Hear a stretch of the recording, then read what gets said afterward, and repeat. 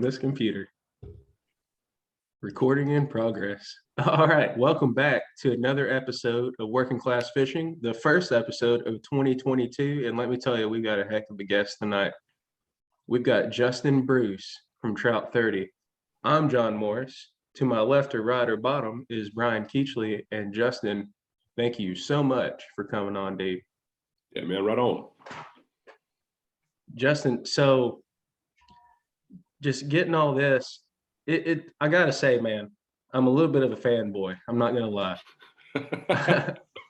Your flies were some of the first ones I actually found when I started tying myself. But yeah, dude, I remember. I want to say that maybe you reached out as I think you had tied up a Houdini Tenkara by chance, maybe, and then we connected over that. I was pretty fired up to see that. That's what I'm remembering. That was that may have been Nick. I tag you in a lot of really like posts like at 3 a.m. in the morning saying I'm getting out early. But dude, just tell us something about yourself, man. Like, who are you? What do you do, man? Yeah, well, my name's Justin Bruce. I live in Northwest Georgia. I'm a teacher by trade. I taught for 8 years as a special ed teacher at a middle school, and then I took a job at a high school in town, and I've been working here for 6 years. And so I teach during the day, and I think about trout fishing and tying flies all day. So I've lived here my entire life. I went to Auburn University and then came right back and started working here in Georgia. And, I've been fly fishing most of my life. I've been trout fishing for as long as I can remember. Started fly fishing, I guess I'd say officially in middle school. It's when I took my first trip, where I only took my fly rod, because there was a couple of years where I took my little ultralight spin rod and my fly rod just in case things didn't, pan out the way I'd hoped. And then finally I bit the bullet and said, all right, this year I'm gonna, we took a little family or a father-son trip every year to Tellico Plains, Tennessee during our spring break.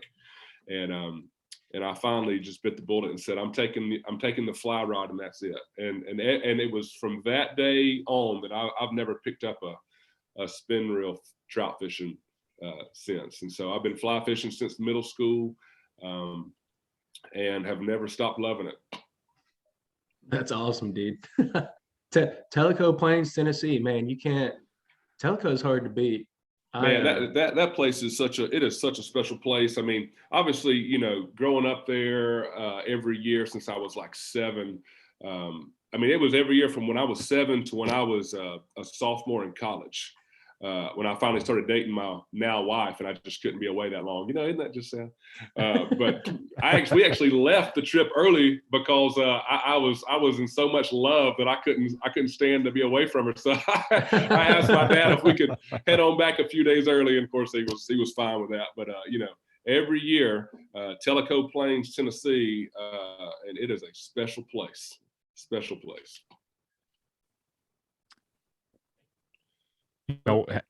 That's just super fantastic. You started out fly fishing, well, middle school age is 12 to 14 years old. So right.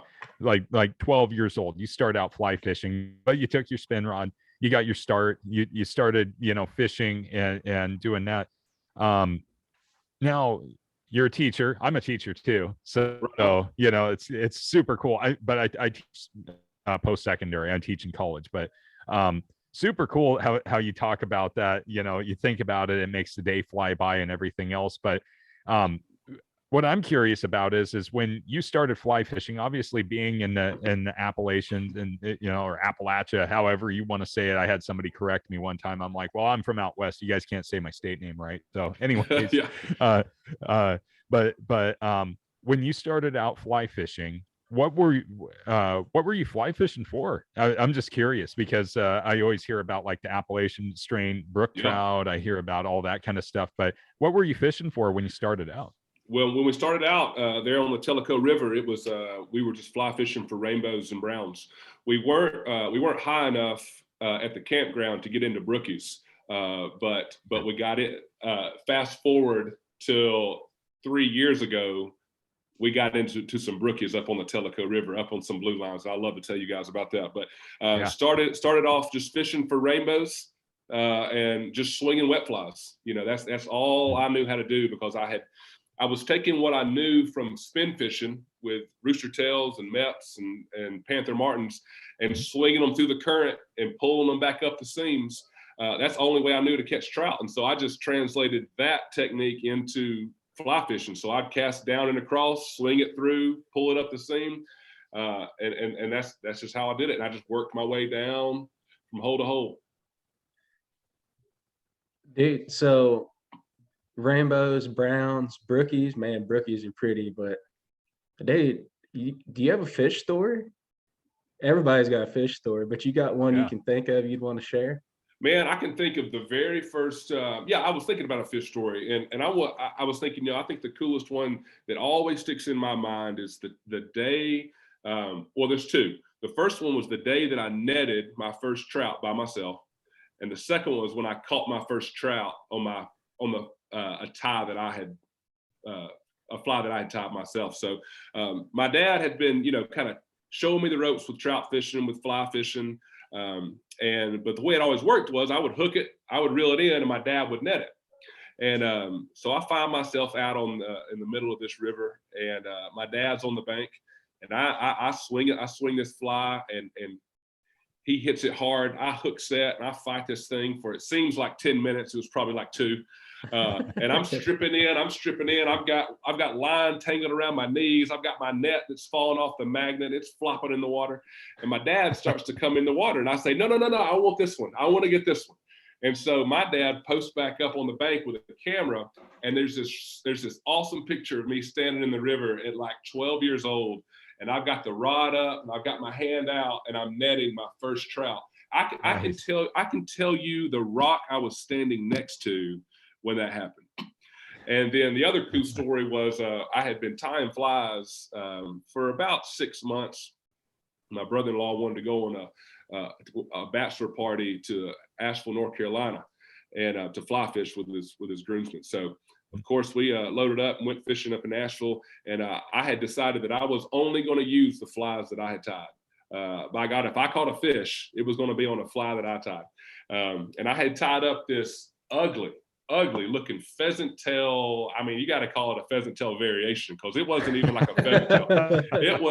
It had a pheasant tail back.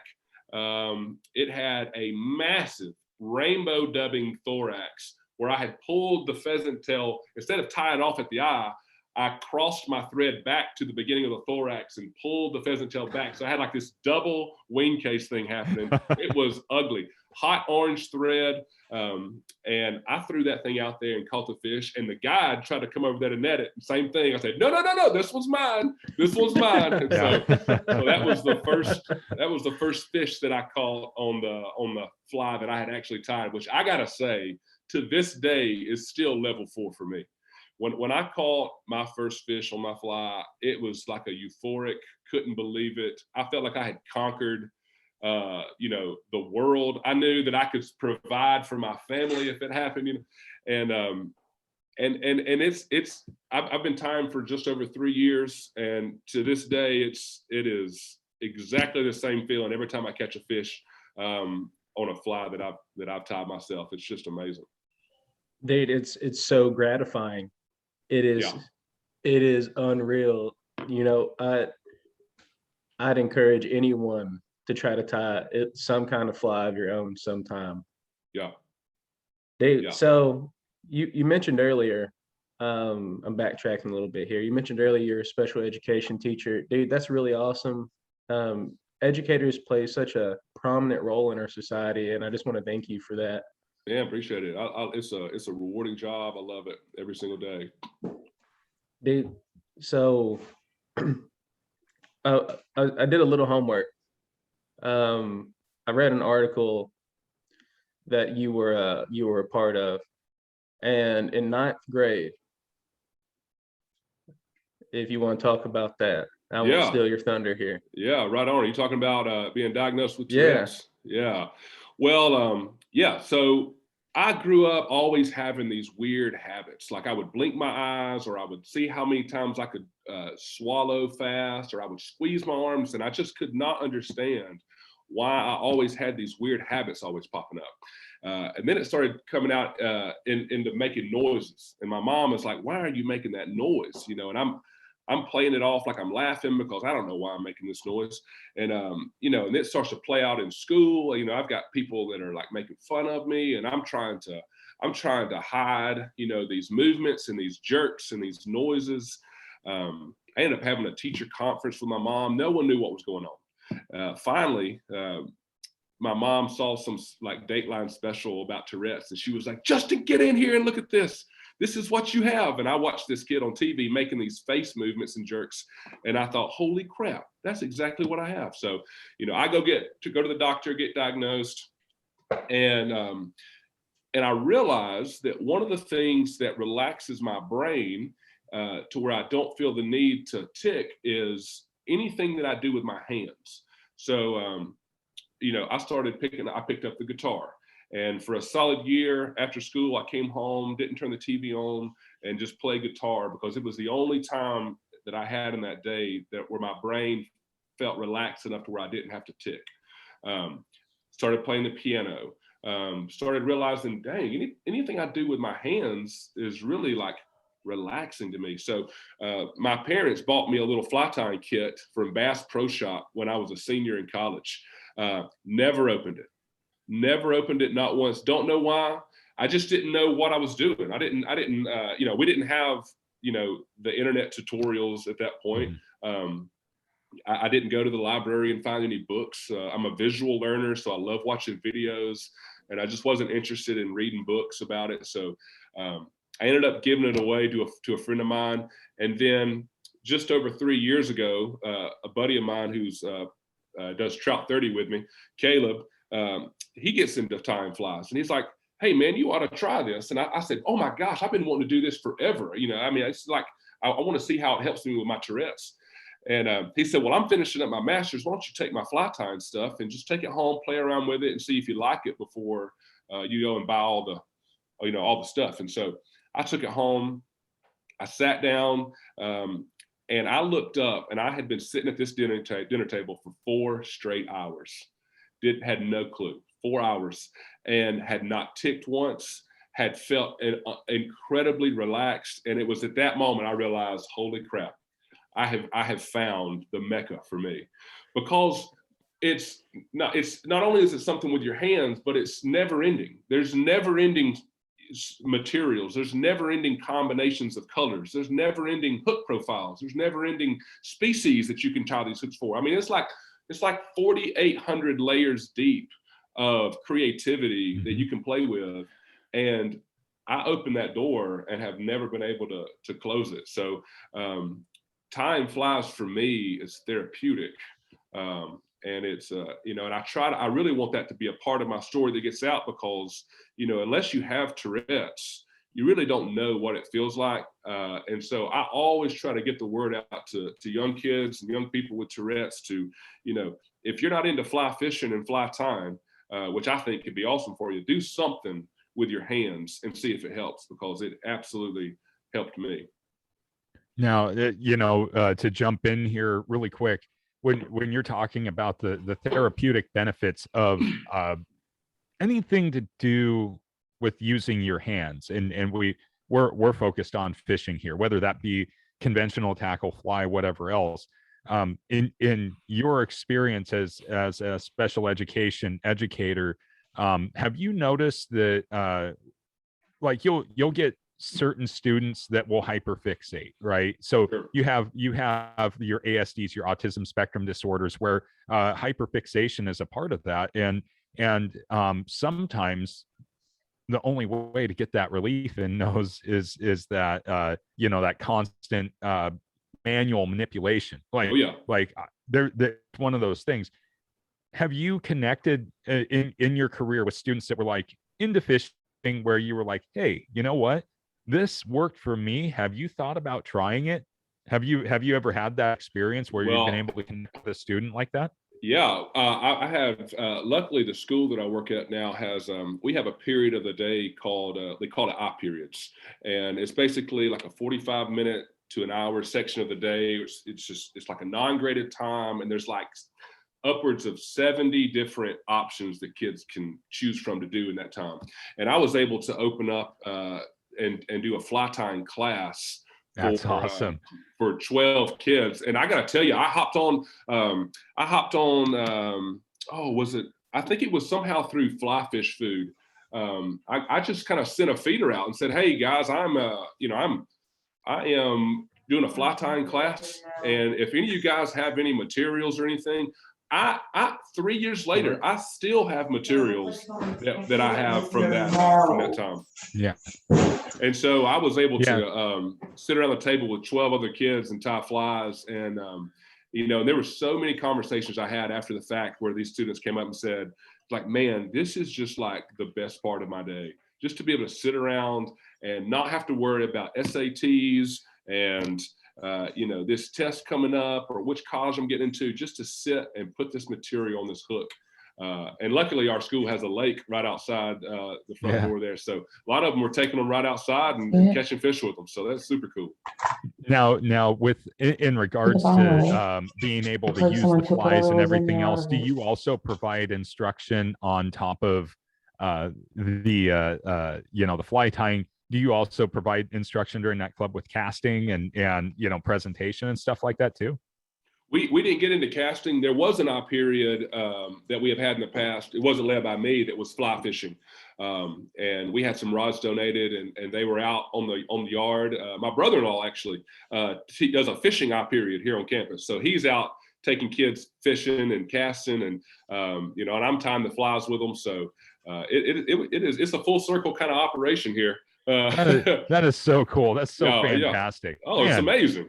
Yeah, I'm so lucky to be able to work in a place where I can share that passion with these students. I would just certainly hope, and when we say like you're big time out there in social media, I mean, you're known, like you're known by a lot of people, and just to hear what you're saying, what you guys are doing there at your school, I would hope that other educators would grab onto that, especially when you have that ability to foster an interest. That's when we all know as educators, that's when people learn best, is when they have an invested interest in the subject that they're learning about. If it would have been me at your school, even though I have no diagnosed, behavioral issue, I would have still been in your class. I would have been like, we can go tie flies and fish. Come on, let's do this. Yeah. Hey, when can we take a field trip down to the river? Yeah. Well, that's my next. I'm trying to figure out how I can get a trip together to hopefully come out your way and take a group of kids fishing. Oh, that would be epic. Let me know. I got some hookups out here. Right on. Dude, that's so awesome, man. Like, that's so cool. Dude, so Houdini weaves. Yeah. We'll get into that here, and I guess let's go ahead and talk about that. Okay. Yeah. Dude, so was it gonna be a Polish weave?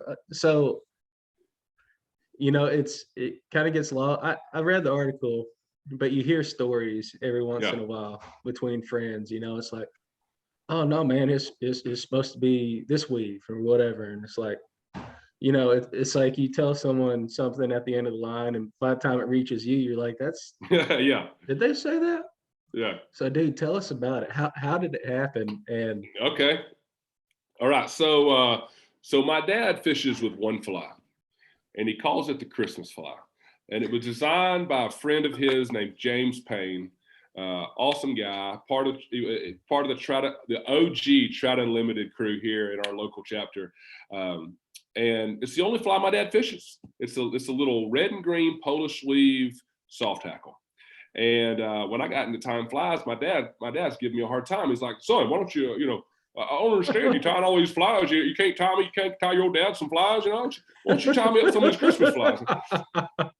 And I said, okay. I said, well, Dad, what the heck is this thing? It's got like wire on it. It's like red on the top and it's green on the bottom. Like, I don't even know how they did that. He said, well, here, take a couple and just go, tear them apart and look at them and see what you think. Well, I wasn't about to rip a fly apart. I'm not about to cut. I didn't realize that's what like people actually do sometimes. I was like, I'm not about to cut this fly apart. I'm going to damage this thing. So I'm looking at this fly and I said, okay, I'm gonna figure this out. And my wife and I we're super binge watching The Crown, right? We're like on episode 6 of The Crown.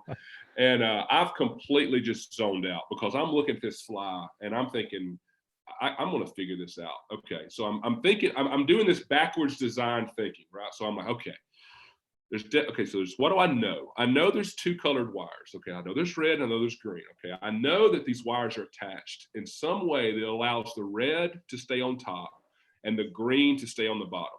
Now, this is so early in my fly tying that I didn't even realize that Polish weaving was a thing. I had never seen Polish weave fly. I had no clue there were tutorials online for Polish weave flies or weaving flies in general. I was just looking at this fly trying to figure it out. And so somewhere around like an hour and a half into this episode, this thing goes off in my head. And I was thinking, wait a second, what if I had like a circle of wire and the red wrapped over the top every time and the green goes under every time? I just over the top, under, over, under. And so I told my wife I had to go to the bathroom. And I ran in there to my kitchen. I sat down at the table. I took these 2 pieces of wire and I tied little overhead knots on each end. So I had this little circle, red on top, green on bottom. And I said, well, how am I going to get this wire to like not slide off the back of this hook? And I said, well, let me just stick like where I want it to stop right here in the jaws of the vise. And then I turned my vise this way. And I said, okay. So I had this wire in my hand and I hooked it on the hook up against the vise. And I just kind of went over and over. And I looked at it. And I said, okay, well, there's 2 reds. And then I went like under. And I was looking, I was like, okay, so there's 2 green on the bottom. And then I went over, under, over, under. And I was like, holy crap, you got to be kidding me. I am like, because the red was staying on top the whole time and the green was staying on the bottom. So I finished that fly and I looked at it and I looked at my dad's fly and I realized it looked nothing like the Polish weave, but it was definitely something else. And it was red on top and green on bottom. And it was a super kind of slick profile. It had this really cool like crisscross pattern on the back. And so I went to bed, and as soon as my wife fell asleep, I jumped back up and I got back on the vise again. And I tied Houdini flies till 6 in the morning. But I was trying all these different combinations, like 2 with the right hand, 2 with the left hand, all this kind of stuff. And I finally just settled on the original way because I was like, all that other stuff is just getting too complicated and it doesn't look as cool. So, I mean, excuse me, it was an absolute accident. And when I looked at it, I just realized it was something that I thought looked incredible. And then when I started using other colors and I started using other materials, it's just been a pursuit that I have enjoyed. And what I love more than anything is when I see a Houdini weave pop up on Instagram where someone else has tried it. I get so jacked up when I see other Houdini weaves out there. I was using the hashtag for a while, we be weaving and Houdini crew and Houdini weave crew and all this kind of stuff. Justin Aldridge was one of the first guys that I kind of talked to when I was starting getting into fly time. It was so sad to hear that he had passed away. But he was from Habersham, Georgia, and he and I would talk a little bit. And I remember asking him, I was like, hey man, if you ever come up with something that no one ever come up with before, do you think you should get it like patented or something? And he said, man, I guarantee you, I guarantee you didn't come up with something new. And I was like, I don't know, man. I think I came up with something new. This is pretty neat. And so the other interesting thing to me is to think that, now there may have been somewhere along the line somebody that wove a fly like that, but out of the hundreds and hundreds of years where people have been tying flies, to think that I came up with a technique that has never been done before is really, really cool to think about. And that's not me like trying to be braggadocious or anything. I just think sometimes like that's pretty freaking cool to have come up with like this technique that other people have kind of taken and played with. And it's been awesome. So yeah, I'm a Houdini weave junkie, and my box is full of them, and they don't fall apart and they sink fast, and that's why I love them. Yeah. Well, I looked at those after John was like, dude, this guy invented the Houdini weave. I'm like, what the heck is the Houdini weave?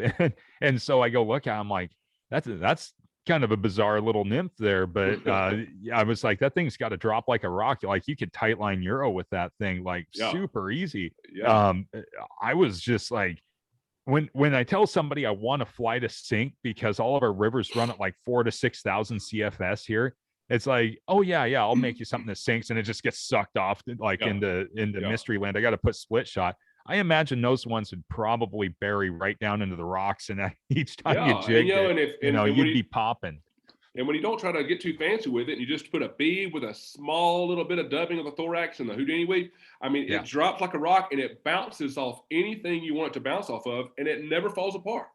Yeah, it's all made out of wire. That's the cool part. It's like, this is a metal fly, it's like you got the bead, you got the wire, and I was like, now that's a freaking nymph, because I mean, I fished BWOs and just all kinds of stuff. I mean, BWO is like my go-to fly. It's like your dad's fly. Like I don't know. I could have 100 million BWOs, and that's what I catch most of my fish on. Right. But to mix it up with the nymphs and things like that, that's the kind of nymphs we need in the West because of our river discharge. It's like you got to have something that just buries down in the bottom, and that way when you're popping it. Tell Umpqua, because I've sent them like 20 different patterns, and they keep giving me the reject letter.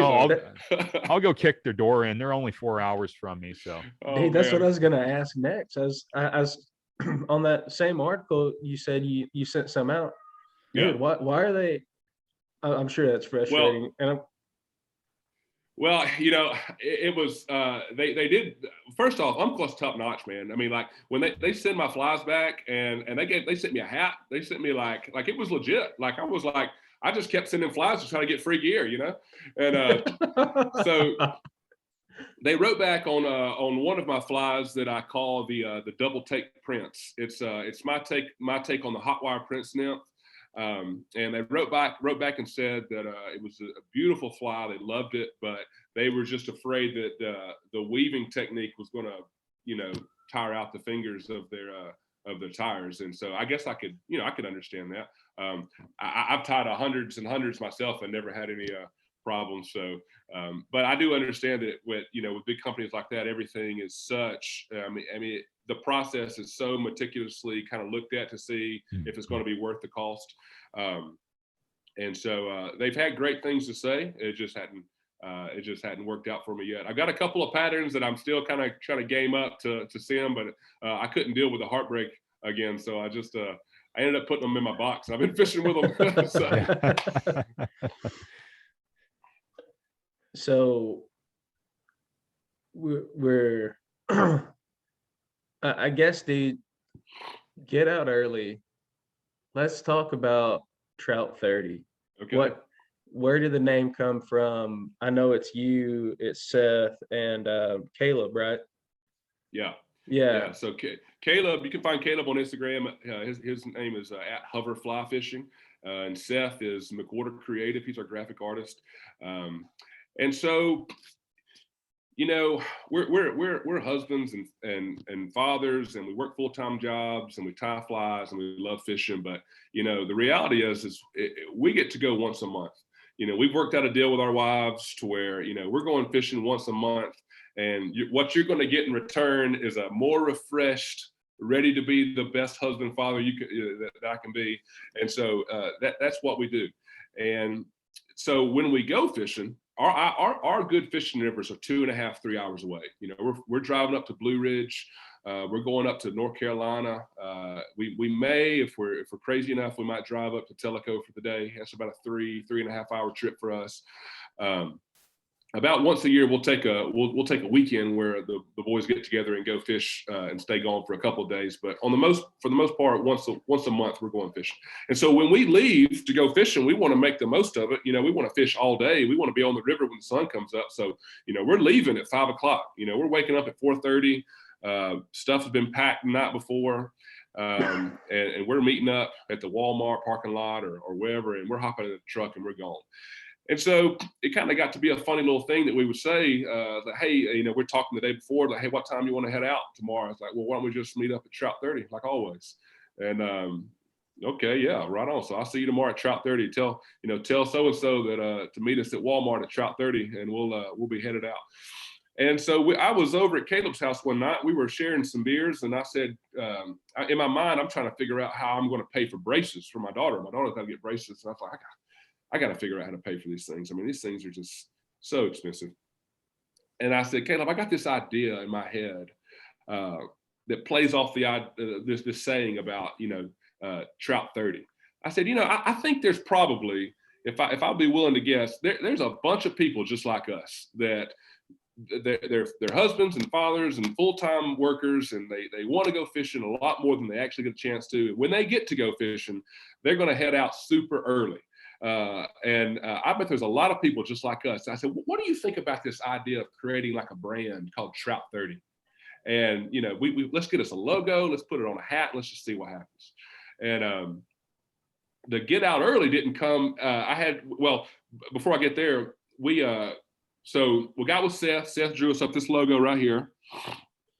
And we bought 12 hats, and we had a logo put on there, and they sold out in a day. And I said, holy crap. And it was just through Instagram. I just put a post on Instagram, and and my inbox was full with 12 messages. I had them sold. So we bought 12 more, sold 12 more hats, like, whenever we got them in. And so I was writing letters to the people that were buying these hats. And I just, wrote, thank you so much, and please take this fly. I try to add a fly to every order, just to try to get a little personal touch. And I just happened to sign that first card. I said, take care. And I wrote, get out early, and signed my name. And I thought, oh my God, that might be the best catch, that might be the best one-liner for TroutThirty ever. And so I read it by Caleb and Seth. They were like, oh dude, I love it. So so it's just like encompasses everything about what we want to be about. We want the people that are not the guides to feel something, to look forward to something the way we look forward to something. Do we wish we could fish 268 days a year? No doubt. I'm getting 12, maybe. COVID's really kicked my tail and taken me down to at least 10. So we are, we're about getting out early and making the absolute most of the day. And the best part for us is not actually catching fish. It's the whole ride up. It's being on the water with your boys or with your kids, and then driving back, just realizing that you were just in a little slice of heaven. If it was, even if it was for 6 hours, you were in that river, hearing the birds, smelling the flowers, watching your kids, fall in the water, that kind of stuff. And so it just encompasses everything, around what fly fishing is about for us. And we've tried to paint that image, and we want people to feel like, this is just a laid back, homegrown. We're just three normal dudes, and we're trying to learn everything we can about, growing a business and, and trying to keep it real. So that's kind of where the get out early came from. I can appreciate that. That's the cool part is that scenario. Your story is the story of so many of us that are out there fishing, or love to fish. It's like, we got to go grind it out 5 days a week. We got kids to take care of. We have jobs to attend to, or folks are going to school and they're buried in, practicums and finals and testing and everything else, or just your work is really heavy. There's a big labor shortage right now. So a lot of folks are working massive overtime all through all the sectors, and you do want to be out there on the river. Your life obligations take over. There's very few people that are lucky enough to be able to spend a lot of time on the river and have that connection. However, one thing that you said there, and I just want to expand on it a little bit, TroutThirty, the brand, everything else, this is like for like the folks that want to, they understand they got to get out, they got to grind it out and everything else. But you talked about, getting your kids out and the family and stuff like that. Does that, by getting your kids out, your family, I don't know if your wife's into fishing or not, but by doing that, are you getting at least a few more days of fishing by spending some time with your kids and actually doing that? Oh yeah, no doubt. Well, I haven't been able to get my girls. I've got 2 daughters, 8 and 5, and we haven't made it out on the river yet.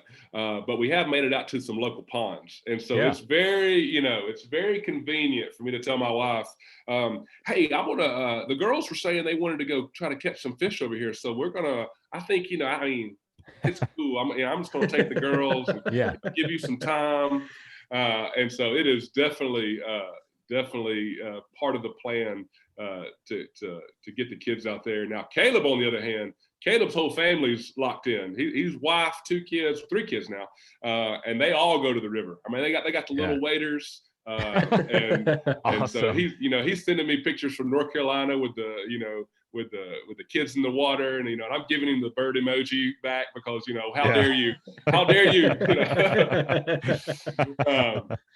But yeah, it's where I have been able to really get the kids involved as time flies. Just the other night, my little 5-year-old, she goes walking in and says, "Hey, Dad, I want to tie a fly." And so we're to the point now where I can get the thread started for her, and then she's just picking out materials, and I might tie them on for her, and then she's just wrapping. And she has come up with some flies now that I'm telling you will pull some largemouth. I'm not lying. And I'm not saying you have to have it's not rocket science to catch a largemouth on a fly, but she has put together some great little designs. And so that has been something that I am really excited about. I think over this long weekend here, I'm actually going to get a couple of vices down to the dinner table, and we're going to have a little family sit around tying sesh. So that's nice. What I'm trying to put together now. If it actually happens or not, I don't know, but that's what I'm hoping for this weekend. Dude, that'd be so cool. Yeah, definitely. There's nothing like a little curly redhead sitting on your knees tying a little fly and putting it in her little box, and she's keeps the box right next to her bed. I really hope. I certainly don't ever want to force my kids to get into it, but I hope that I'm planting a seed to where when they are in middle school and high school that they do have a love for fly fishing and tying flies.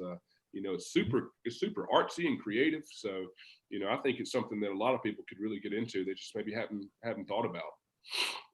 So do you have them their own rod and reel setups? Like, are they fly fishing yet, or are they fishing? So I bought them Tenkara rods. I'm a huge Tenkara fan, and for whatever reason, there's like this culture out there that's like spitting mad hate on like Tenkara fishermen, and I don't get it. I don't get it. Because it's awesome. I think it's incredible. Yeah. And for kids, let me tell you, there is nothing better than to get kids fly fishing and to get them a Tenkara rod. I got them a little white cloud, a little 7-foot white cloud, and I've got this. I got a 10-foot Sierra from Tenkara Rod Co. And I mean they walk out here on the lake, and it is lickety split. We unravel the line, give a little stretch, and we are casting. And catching bluegill and bass on these Tenkara rods is like pulling in marlin. So they are having the time of their life. I personally love fishing with Tenkara rods myself, but getting them out there with those rods is the absolute best thing, I think, to get them just getting the feel for casting. Line management. They're not having to worry about stripping and reeling and all that kind of stuff. That will come. But I think getting kids out with Tenkara rods to start with is the absolute best way to get going. So, dude, do you Euro nymph a lot? Exclusively now. Now, this gets into my story that I wanted to share with you about the brookies. All right, this is let it be known, let it be quoted by me as saying the absolute best day, the best day of my fishing life. Okay, so for my birthday 2 years ago, Caleb and I decided we're heading up to Tellico, Tennessee for a little birthday weekend. And we're going to go up there, we're going to camp, we're going to fish. And here's our plan. We talked with our buddy Cody, who heads up the Tellico fly fishing shop there at the Tellico Plains. And he says, man, you guys got to try some of these blue lines. Y'all want to get up into some brookies? You got to try some of these little tiny feeder streams way up on top of this mountain. So, okay, so, we got our little maps and we're trying to find where we're supposed to be. And at this point, I've never caught a brook trout on a fly rod. And so we drive up, we park, and our plan is we're gonna fish these high elevation streams for half the day, and then we're going to come back and fish Euro rods that we just bought from Cody. And so we're going to get best of both worlds, right? It's brookies, and then we're going to Euro nymph. So we get off on these little blue lines, and I have never had a day like this since this day where we are like hopscotch fishing for brookies, and I can't get my fish off before Caleb hooks another fish. And so as he's reeling his fish in, I'm trying to get my fish off, and I'm throwing mine in. Wham! I'm catching another brookie. We must have caught 30 brook trout that day just walking up fishing these pools. Man. And every single one of them, we're like high-fiving. Are you believe? I can't believe this. This is unbelievable. And so we end up, we're so down, we're so deep into this gorge that we have to crawl out up this waterfall. And so we had just spent the last like 3 hours smashing beautiful Southern Appalachian brook trout. And then we climb up this waterfall. You want to talk about feeling like a man. I mean, we get to the top of this waterfall. Yeah. And we sat down and we started a tradition that we do all the time now. As we kicked the tailgate down, we popped open some Kentucky bourbon barrels, and we shared a drink, and then we headed back down the mountain to get our Euro rod set up. And so now every day every time we go fishing now at lunch, we always kick back and share a Kentucky bourbon barrel just because this day was so epic. And so we got our Euro rod set up, and I was like, hey, do you know how to do this? And he said, well, we watched some videos, and we watched some YouTube stuff. And so we got this line with different colors, and he's like, I don't know, man, I think you just throw it up and just try to keep the line straight. And I was like, all right, man, let's just give it a shot. We caught like 20 fish right there in the same hole. I said, Caleb, I've been coming to Tellico River since I was 7 years old. I've been fishing this hole that we call Cabin Hole for however many years from then to now. And I maybe have caught 2 fish in all those years in this hole. And we had just smashed like 15 to 20. And I've never stopped Euro nymphing ever since.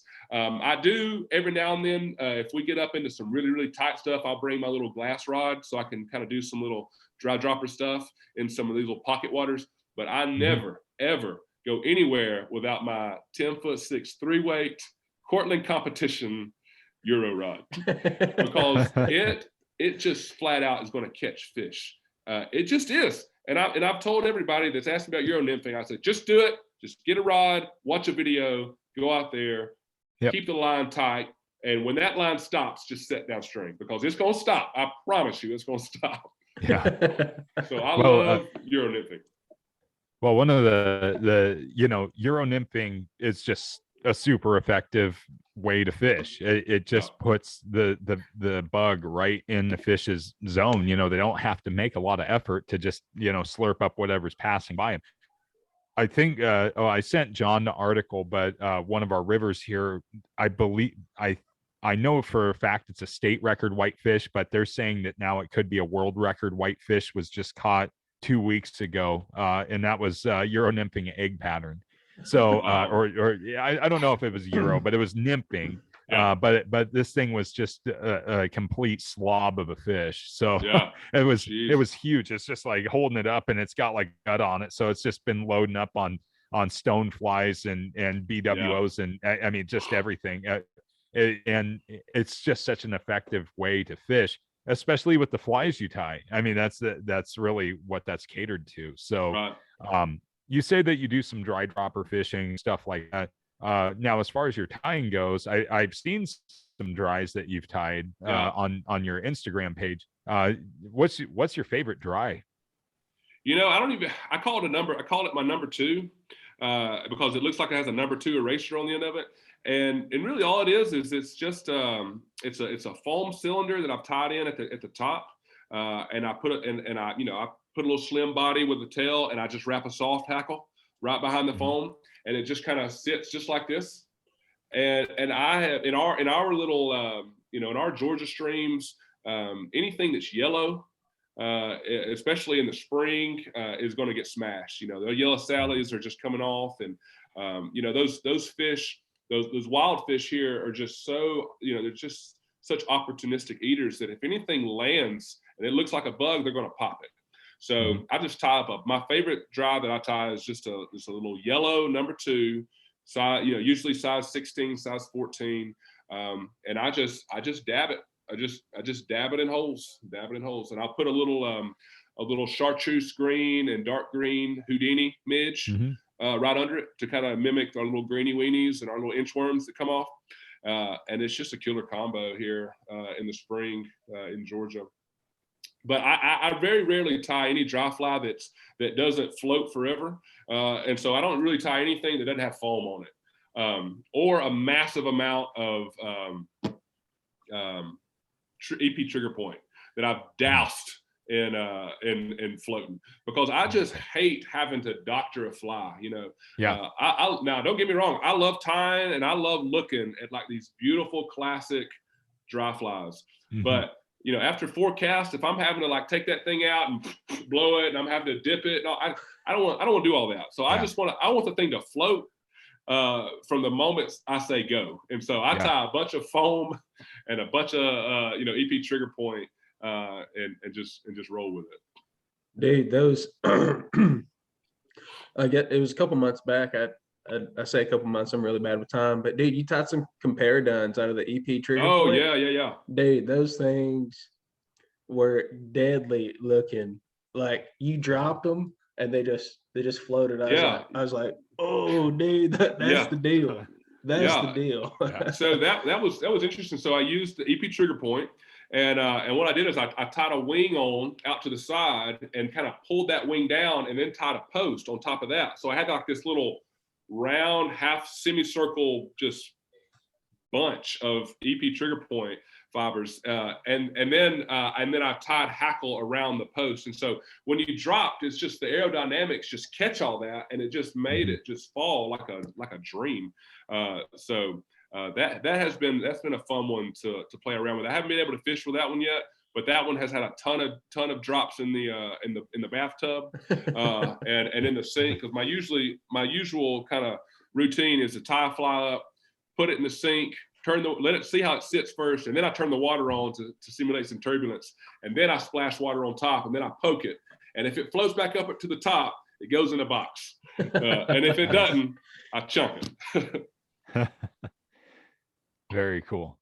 Yeah, I with a lot of Euro nymphing folks, they won't even bat an eye at a dry fly once they do the Euro nymphing. But there's just something, we get salmon fly hatches here in the West, and so I've heard it compared to, you could just go throw a flip flop out in the river and it's going to get hit because salmon flies are so massive. And that's like the most opportune time to take a new fly fisher out, is when you can put on like a super Chernobyl or some big foam pattern. You can put ants and beetles, something with a lot of pop, and the fish are going to eat it. That's one of the best ways to get people used to maintaining their line and mending and doing all that kind of stuff, especially in seams and foam lines and drifts and everything else. But once you go to Euro, it's pretty hard to break that. But it's cool that you're still tying some dries and all that. I actually just sometimes take my tag fly off and put a dry fly on with my Euro rod. And I'll just in a certain situation, if I see some rises like in a certain spot, I'll just tie on a dry fly real quick. And you got to kind of haul it out there to kind of get the momentum, because you're not casting that heavy line, but it does its job. I've actually got some pretty decent distance dry dropper in with my Euro rod, so it can be done. Nice. So the first post on the TroutThirty Instagram was in 2018, and it was this like super HighVis kind of stone fly. That rose some questions to me. Do you think, it's different for different streams, but for HighVis flies versus natural flies, which do you prefer, or does it really matter on the water for you? I used to think people were crazy when they started talking about these confidence flies. I was like, that's just a bunch of hocus pocus. But to be honest with you, I really think there's some serious truth behind that. I do have this saying, coaching basketball, you look good, you feel good, you play good. And so I think if you have a fly that you've caught fish with before, I don't know how you do it, but I feel like you fish that fly a little bit better than you would some fly that you just never used before. Yep. So for me, I think the way that played out is when I started tying flies, I was using all these crazy colors. A lot of chartreuses and pinks and oranges, and I would change up these colored wires, and I would have like all these wild colors, and I would go out and I'd catch fish with them. And so for me now, when I'm thinking about what do I want to put on there to catch fish, it just naturally is something flashy and colorful. Now there are some times when I put on just a good drab brown, Pat's rubber leg, but that's usually because my brother-in-law's just caught like 30 fish on it, and I'm jealous. But for me, like anything silvery and shiny is what I love to fish with. And I don't know if it's because that's what I started catching fish on to start with. There was this one fly that I have. It's called the Sir Lancelot, and it's my take on Lance Egan's Rainbow Warrior. It's just a double silver Houdini weave with a rainbow dubbing and a flashback with a silver bead.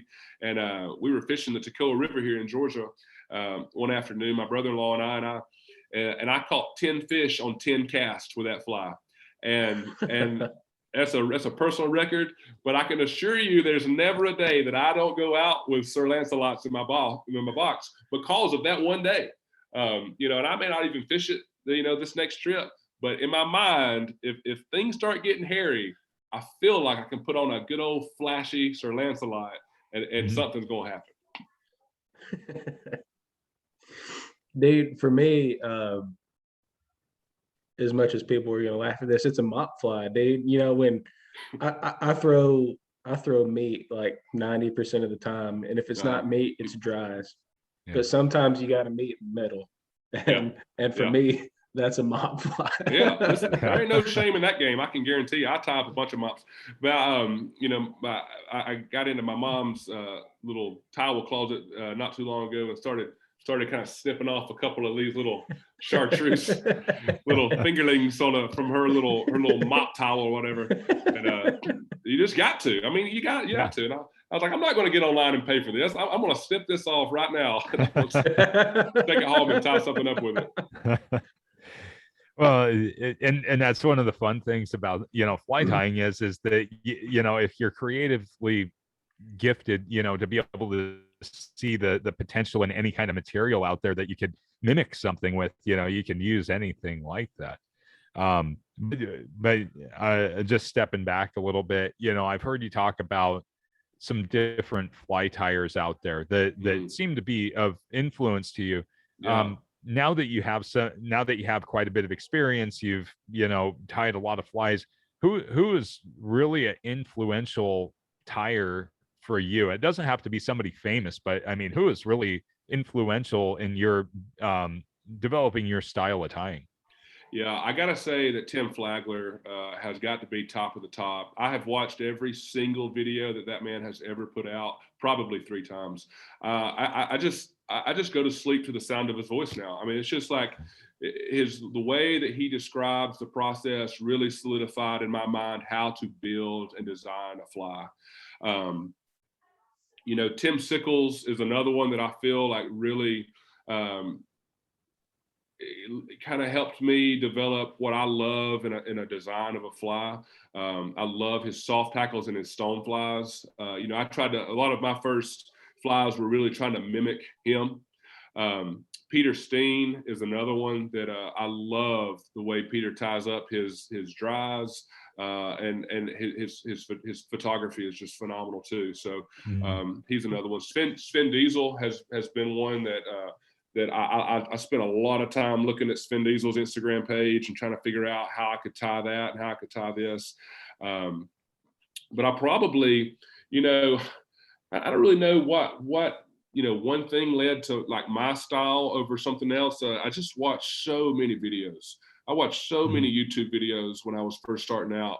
And there'd just be one little thing that stood out to me that I loved. And I would say, oh, God, I love the way that soft tackle looks. I am going to do that. Or I would say like, oh man, I love how that wire wraps up to the thorax and then it disappears. And I'm going to do that on my next fly. Or I'll look at I'll look at the like John DeMuth flies, and I'll say, God, the way he gets those biots to lay so flat like that. I just gotta figure out how he does that. So I usually like, I'll shoot these people messages, and they always respond. They're always so quick and easy to respond back, and so that has been one of the reasons why I've always said from the beginning that if anybody reaches out to me, I'm going to do my absolute best to try to help them out, because there were so many. I mean, 100% of the people that I talked to have all reached back out and talked back with me about and answered questions. So I just love trying to share the love and pass that that kind of like brotherhood culture on with our fly tying, because I think our fly tying community is something that's so special. And I want to help be a part of that, in the good. Dude, that's fantastic. People, there's a lot of stigmas that surround fly fishing, a lot of negative ones, some positive ones, but I'd have to say that that's the one thing that I'm very thankful for is the fly tying community. And I think even more so specifically for me, because, I don't have fly shops around me. I learned how to tie off of the internet, Mm-hmm. But people, there's like no secrets in fly tying. Yeah. These guys, even if it's their own pattern that they've created, even you've done several YouTube videos on how to Houdini weave. And Yeah. there's no secrets, it's just, yeah, hey dude, this is how you do that. Yeah. And it's just awesome, man. Like there's honestly just such a good group of people that are tying right now. Yeah, I mean, I think it keeps it organic and it just keeps it very humble. There was a moment like when I first got into it and I started and I did the Houdini weave, I thought to myself, is this something that I need to like put like a stamp on and like, kind of be a little hard nosed about? Like, if y'all are going to like use this, you better put my name behind it, And then I realized what a jerk thing to do, like there've been so many people that have like openly given me like answers and like secrets that like, if I were to be the one to turn around and be like, hey, here's your letter of cease and desist, you better not be posting any pictures of Houdini weave without, my royalties. I was thinking that would be such a lame game to play. So yeah, anything that I do, I mean, I definitely want to try to share, and because if I share something with somebody and they take it and build upon it, they'll probably turn around and share it right back with me, and now we've just got this snowball effect happening with everyone showing the love, and I think it's just an awesome part of our community. Yeah, the whole fly culture thing, and John and I have talked about this many times. It's a difficult community to gauge because you really don't know. Number one, it's a specialized fishing method. It's not as simple as conventional fishing in some respects. Conventional fishing is still very technical, depending on what you're doing. You can take trolling in a river versus trolling in a lake, or pulling plugs out of a drift boat or side drifting, whatever. We could talk about all that. But fly fishing is totally different because it's not so much point and shoot. It's you have to perfect the cast. Your line is carrying work for you. You can't just add more weight to put it out there further. You actually have to select the correct line. You have to select the correct leaders and things like that, depending on what you're doing. It's so important that there's folks like yourself out there that are not guarding it, because there's so many people out there that could get a lot of joy and pleasure from catching fish on flies, not only that they tie themselves, but by the presentations they put forward. And I only ask this because it just seems to go with the kind of where we go. Have you ran up against anything where you've ran up against a hard character out there in fly fishing or the fly fishing community where they're really just not willing to share, or if they are sharing, it's very I guess the best way snarky or off-putting? Yeah, there's been a couple for sure.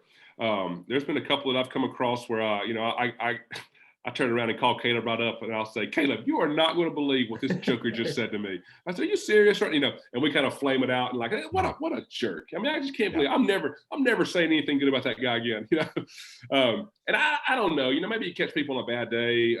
I know there are some people out there that are trying to like really make it big with, you know, time patterns and stuff. And I've had some conversations with people that, you know, they told me, they said, you know, whatever you do, you don't post anything because there are people out there that will steal your patterns and they will submit them and they'll make money on your flies. And I don't know. It's just not how I want to operate. I understand that, you know, that might be how some people, you know, feel like they need to get by. And I've come across some of those people, but you know, after getting, you know, kind of upset and mad about it for about a day, you get over it and realize there's so many more people out there that are willing to, you know, be a part of the home team that you just don't need to really worry too much about, you know, the handful of people that are just really kind of like, I don't know, looking down their nose and saying some snarky stuff. Yeah, we run into that a lot in the West. I think probably not so much where you're from, but out in the West we do. So I was just curious because that's one of the biggest things. You know, John and I get a lot of folks asking us about like, hey, you know, what do I need to do to go fly fishing? You know, and it's like, well, you know, here this is what this is what you should get.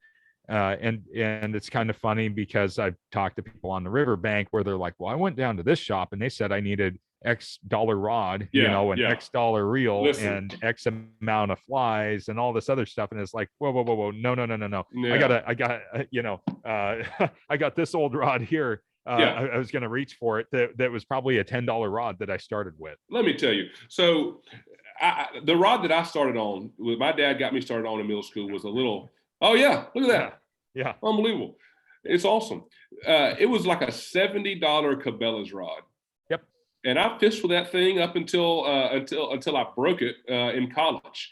And you know, caught a ton of fish on it, had a ton of fun, learned a ton about fly fishing. When I went to the trip with my brother-in-law for the bachelor party, this guy that we're with, he keeps saying, hey man, watch that tip. Watch that tip right there. And I was like, why does he keep telling me to like watch it? Like every time I move with this rod, he was saying, hey, watch out now, watch out. Watch that rod. And finally he said, I said, hey, what's up with this rod? Like, is there something like wrong with it or something like that? He goes, oh no, that's about a $1,400 setup right there. And I was like, God, oh my, $1,400. And I started wiggling it around and I was like, you're talking about this thing? This little, feels like my $70 Cabela's rod. Like, why is this thing $1,400? And then I thought to myself, this is why so many people feel like they can't get into the sport because they feel like they got to have a $1,400 rod. And let me assure you, you get online right now and you buy you a $70 Cabela's rod and you go catch fish. How about that? That's what I want to tell people. You know, and even I do absolutely believe there are a lot of things to learn as far as technique, water management, line management. But I tell people this, I was like, hey, listen, you get your rod and get the line that it comes with, just buy the whole setup and get you some 5X tippet and get up in these streams. And I just want you to throw it upstream and let it drift down. Throw it upstream and drift down. Eventually, you're going to catch a fish. And then every time you catch a fish, you realize, oh, you did something a little different that time. It might have been the way you were standing. It might have been how much line was off the water. It might have been where the fish took the line. Took the fly? Did he take it right when you threw it in? Did he take it as it was starting to swing out and the fly was coming up? Every time you catch a fish, you learn something new. Yep. So I just really want to demystify the whole, like, you got to have a $1,000 rod and you've got to have, 17 lessons with a professional before you start catching fish. Fly fishing is a beautiful sport that has an endless rabbit hole, but it's not hard to get started. Yeah. It's not, dude. It's that perceived inaccessibility. Yeah. And people can market that easy because if you can create something that nobody else can give you, then you can charge whatever you want for it. Yep. So market that. Get you a $70 rod. There you go. Well, Justin, dude, we've been talking for a while now. I don't want to keep you. I know it's getting late where you're at. Hey man, if I'm there's on a long weekend, so don't worry about me. I got Martin Luther King Day coming up. No school on Monday. I'm telling you, we're actually supposed to get some snow here, hopefully on Sunday. So maybe the kids will come out and we'll have like a snowball fight or something. Well, I don't know. dude, it's snowing here right now, and I was hoping to go fish in Arkansas tomorrow, but right where I lose phone service is when I start going down the ridge of this mountain. Yeah, And yeah. I ain't got 4x4, and I don't think getting down is the problem. I think it's gonna be getting out of that sucker that's gonna be the deal. Yeah. So But well, yeah, right on, man. This has been awesome. I've enjoyed it. Yeah, talking fishing and flies, I can do it any day. they just Yeah. really, man, thanks for coming on. And where can people find you? Well, you can on Instagram, TroutThirty. I used to be it used to be Justin Bruce Flies, and then we had this like really kind of jump off the deep end moment where we didn't want to start a whole new TroutThirty Instagram from scratch, because at that point I think I had like 3,000 followers or something like that, and I said, what if we just tried to leverage what we had, and we just said, hey, we're now going to be TroutThirty. And when I finally hit that button to change my name, I was like, oh my gosh, I cannot believe I have worked so hard to get these like 3,000 followers. Yeah. If everything goes to crap now, I'm going to be so pissed. But it worked out great. So TroutThirty on Instagram, and our website's TroutThirty.com, spelled out TroutThirty.com. And we have been really slow rolling it as far as our merch and stuff right now, because both Caleb and Seth have had babies. We've had a couple of people start new jobs, and I'm coaching 2 basketball teams right now, and everyone in the world's got COVID. So we're just we've been definitely slow rolling. We haven't started off the year the way we wanted to, hitting it hot, but we'll get back on the swing of things. We got some cool stuff on the site for people to check out. So. Well, go ahead, Brian. Yeah, well, before we sign off, Justin, it is such a pleasure to speak with you tonight. It is a lot of fun.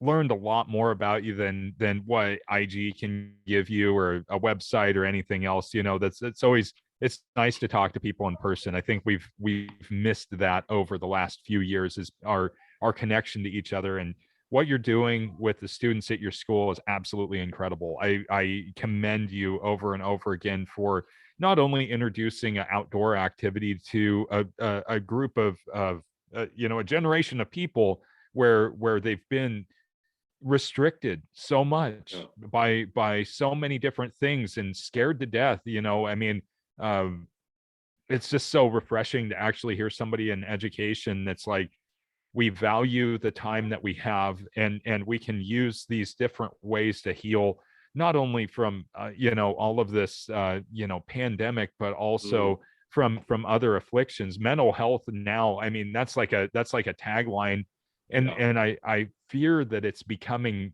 less serious because people throw it around so much in the media and the news and everything else, but it really is. It shows no blood, it shows no scars, but mental health and mental illnesses and all of that, we have ways out there to help people that are outside of the spectrum of the clinical setting, and for you to use that with your students is such a big deal. And I really hope that the parents in your community appreciate it, and hopefully if the parents start looking up your name, they come across this and they understand how big of a deal it is, because not everybody's doing what you're doing right now with the kids. So, well, I'll tell you, some of the best conversations I get are when a student that was, in one of my fly tying classes graduates, and their mom or dad, they call me and say, hey, so-and-so wants their own fly tying kit for Christmas. Can you tell me what to get? And I'm just like, I feel like I've hooked one, I'm like, yes, you've won. Yeah. I got them now. Now we can hang out together, and tie flies together. So, so those are always so great. I'm also going to be tying at the Atlanta Fly Fishing Show. It's still on for February, 1st of February. So I'll be there. I know John DeMuth is going to be there. There's going to be a lot of awesome people there, and I'll be tying there, assuming everything keeps rolling the way it's supposed to, and everything goes as planned. So hopefully I'll get to run into some folks there as well. And if there's anybody listening that might be rolling into the Atlanta Fly Fishing Show, please come by and say what's up. Dude, I just can't. We've learned so much. We've learned so much about you, dude. You know, Brian said you can't get that from reading an article or what Instagram or social media facilitates, but dude, you've got an awesome story, and just thanks again so much for sharing it with us. I appreciate your time, dude. It's been a pleasure for sure. Well, we're going to wrap it up here, everybody. You can find Mr. Justin Bruce at TroutThirty, like he said. You can find us at Working Class Fishing on Instagram. You can find us on the Working Class Fishing podcast on YouTube. And you can find us via email if you have any questions or inquiries at workingclassfish@gmail.com. Thanks for listening. And until next time, get out early and eat your vegetables. See ya.